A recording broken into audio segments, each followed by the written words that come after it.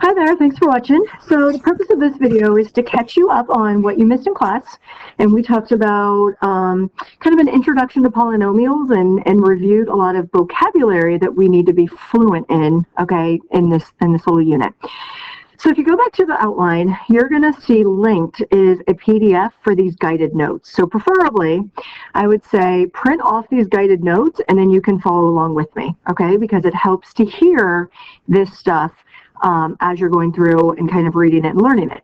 If you are not able to print off the PDF, you have two choices. One, okay, is that you could go back and look at the PDF in your computer and copy all of this into your spiral notebook, okay, or number two, if you're going to wait till you get back to class to get this paper, then you're going to need to go back once you have a paper copy of this and you need to listen to these notes, okay? So let's go ahead and start. We start by talking about what a monomial is. And a monomial, by definition, means it has one term. Now, I'm going to add to that definition. So let's just run through a couple of examples of what it means to be a monomial. So we'll do some examples of what is and some examples of what is not. All right, so examples of monomial could be something like 2x, okay? Could be something like 3x squared y to the fourth, all right? That's still considered one term, which is interesting. I'm just going to kind of come up here and write something out. See, as soon as I put a plus sign in between, now that's considered two separate terms, okay? But if it's all being multiplied together, that is in fact considered one term. A monomial could be something as simple as just a number. It could be something like negative 3x to the fifth, okay? It could be something like 1/2 x to the fourth power. Now, let's talk about what are not monomials.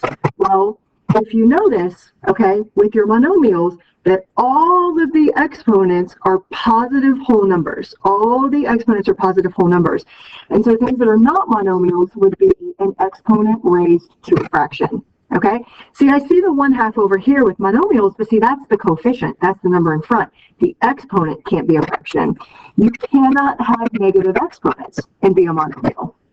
Okay, monomials will not have an x underneath a radical.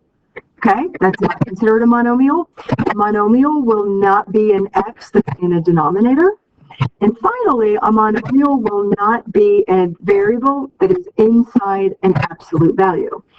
So it's not that these things over here are mathematically impossible. They are actual math things. They're just not considered monomials. And so what I'm going to do up here is let's go ahead and add to this definition. It's one term, okay? The exponents are whole numbers. And whole numbers, by definition, means positive, okay? Whole numbers, by definition, in math, are positive numbers like 0, 1, 2, 3, and 4, okay? If you want to include your negatives, that's what's called an integer. So let's go ahead and keep going. Now that we've got our monomials, is the first thing we need to know, and you're probably familiar with, is what it means to be a coefficient. Well, the coefficient is the number in front of a variable. So, for example, if I have this term, negative 3x to the fifth, then the negative 3 is what we call the coefficient. I'm sure you are already know what that word is. The constant term is a term with no variables. So the constant term up here in our list would be 10. So that's what we call a constant term. It's just a number that does not have a variable. And finally, this is going to be a new word for us here, but the degree is going to be the new word that represents the exponent. The degree of a term is the exponent or the sum of exponents if we have more than one term or more than one variable of a term. So what I did is I just put out some examples right here. These are all monomials. Okay, and we're going to go through and we're just going to figure out what the degree is of each term. Well, what I'm looking at then is the exponent, so we would say that this has a degree of 3. Well, this is different because now I have an x and a y. I have a third power and a second power. Well, what I do is I take the sum of the exponents, so this would be a degree of 5. Over here with the 5x, we don't see an exponent. And if you don't see an exponent, you can assume that it is to the first power. And so I would say that this has a degree of 1. Okay, well then again, I look over here and I don't even see an x this time. Well, if you don't see an x, That's because it is x to the 0 power. Well, if you don't have an x, you just will write -8, okay? So what we need to know is that the degree of a constant term is always 0, okay? It's like having x to the 0 power. Finally, this last one's pretty easy. If I have y to the 5th, okay, again, it's the exponent. This would be a 5th degree term. So when we start, okay, taking all these monomials and we start adding and subtracting them, now we've got what's called a polynomial, okay? The word poly in our English language means many, just like a polygon has many sides. Well, a polynomial has many terms. And so what we do then is we would often, okay, take this sum or difference of terms called a polynomial, and we would then write it in standard form. So standard form is when we write the terms in descending order by degree. So for example, when I look at this, I see that the biggest degree right here is -2x cubed. So I'm going to first write -2x to the 3rd power. That one is the biggest degree. The next one I see is going to be plus 7x squared. So that addition and subtraction in front of the number is how you know whether that term is positive or negative. Then I see this 3x right here. Since there's no sign in front, we know that this means plus 3x. And then finally, I see this constant term right here, and I put -5. And so that's what we're going to do. Is we're going to be able to, write a polynomial in standard form. So a couple words now that we're going to bring in is the degree of a polynomial. So every individual term has its own degree. This term is a 3rd degree. This term is a 2nd degree. This term is a 1st degree, and this constant term right here has a degree of 0. But the degree of the polynomial is the biggest degree of all of the terms. So this is the degree of the polynomial. And so we would say that this is a 3rd degree polynomial, which we're going to get a special name on the next page. So it's the biggest degree of the whole polynomial. So then the other term is what's called a leading coefficient. So every term has its own coefficient, right? The coefficient here is 7, the coefficient here is 3. But the leading coefficient is going to be the number in front of the term with the biggest degree. And when you write a polynomial in standard form, it lives up to its name, and it actually leads the polynomial by coming first. And so that's what the leading coefficient is. It's the number in front of the term with the greatest degree. Okay? So just as a little quick example here, if I give you a polynomial that's not written in descending order, suppose I give you a polynomial that is 10x minus 7x cubed, okay? This is a 3rd degree polynomial because 3 is the biggest degree. But the leading coefficient is still going to be -7 because -7 is in front of the term with the biggest degree. Because if we were to rewrite this in standard form, we would rewrite it as -7x cubed plus 10x, and you would see, in fact, that the -7 leads the polynomial. Okay? All right. So second thing that we're going to do is we are going to learn how to classify polynomials based on its degree and by the number of terms, so we can, talk about these things in more of a mathematical way. So on the second page, what you're going to see is this big table, which is going to be very useful. All right, so the first one you're going to see now, what I had students do in class is we got our calculators and we graph these. But if you want, I'll just kind of tell you what the graph is going to look like. So if you were to graph y equals 3, what you would see here is this is going, that was not very straight. I'm going to try that one more time. What you would see, I might just need to go with it right there. Oh, shoot. I shouldn't have fussed with it. Okay, so what you're going to see is you're going to see a constant line, a constant horizontal line that goes straight across.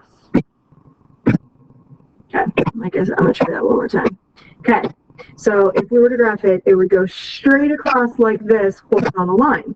Well, this has a degree of 0 because, again, this is like having y equals 3x to the 0 power. If you don't see the variable, that's because the degree is 0, and we call this a constant, okay, like we were just saying. So Now we have a degree of 1. Okay, if you don't see the exponent, if you don't see the variable, the degree is 0. But if you do see the variable and you don't see the exponent, you assume it's the first power. And when it's the first power, the graph is going to look like this. And we have spent a lot of time this year graphing this. This is a line. And so this is called a linear, okay, polynomial. Now we see that the degree is 2, the biggest exponent. And if we graph it, it's going to make a parabola shape like this. And we call that a quadratic. You probably spent a lot of time in Algebra 1 studying quadratics, and we'll do so this year as well. This is a third degree polynomial. And if you look at the graph of this, it's going to kind of be this cool S-shaped looking graph like this. Okay? And the name of this is going to be a cubic polynomial. Finally, we have a fourth degree, and if you were to graph this, it would look something like this, and it's kind of this W-shaped graph. And this is what's called a quartic. So quadratic is going to be a degree of 2. Quartic, you can kind of think of as, 4 quarters and a dollar, so it'll maybe help you remember that quartic is going to be the 4th power. Okay, so lastly then, if you were to have like x to the 7th power, we would just call this a 7th degree polynomial. We don't have a special name after 4th, okay? We can just say an 8th degree polynomial or a 9th degree polynomial. Now, the next way that we're going to classify a polynomial is based on the number of terms. So one way we do it is going to be by the degree, but the other way we do it is by the number of terms. So this is a monomial, okay? And in fact, I would call this, because of the degree, I would call this a quadratic monomial. So then this is going to be a binomial because it has 2 terms. Okay, so it's the plus or minus that kind of divide this up into terms. This right here is going to be what's called a trinomial because it has 3 terms. And finally, when you get to be more than 3 terms, okay, like this, for instance, has 4 terms. So if we have 4 or more terms, we just kind of call it a polynomial.